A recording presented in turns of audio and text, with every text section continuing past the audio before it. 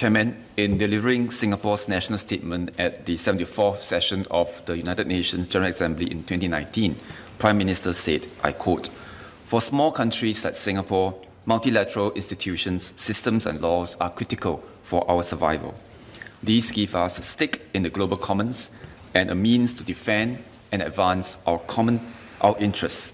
A rules-based system imposes responsibilities on all countries and creates a stable environment for all.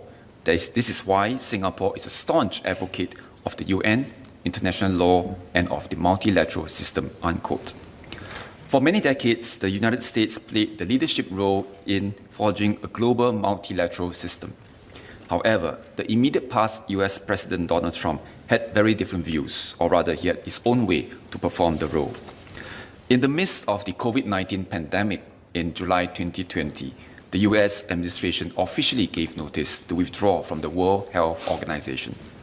And on the environment front, there were nearly 100 rollbacks under the Trump administration to loosen regulations on everything from air and water quality to wildlife. In 2017, Trump announced his intention to withdraw from the Paris Agreement, and the United States formally left the Global Pact on 4th November 2020, which ironically was the day after the US elections, which gave us Joe Biden as a 46th American president. Mr. Biden called climate change an existential threat to the health of our planet and to our every survival. He vowed to reverse some of the Trump administration's policies as well as enact more of his own to combat climate change. On the first day after his inauguration, Biden signed 15 executive orders, including one to rejoin the Paris Agreement. There is a Chinese saying, 朝跟暮改, which literally means what was just changed in the morning changes again at night. However, it would be wrong to label the United States a global superpower to be fickle in its policies.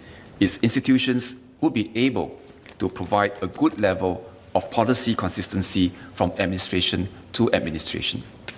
On the other hand, the United States has become more polarized as a nation. While Trump lost elections, he still won more votes than any other presidential candidate with the exception of Joe Biden.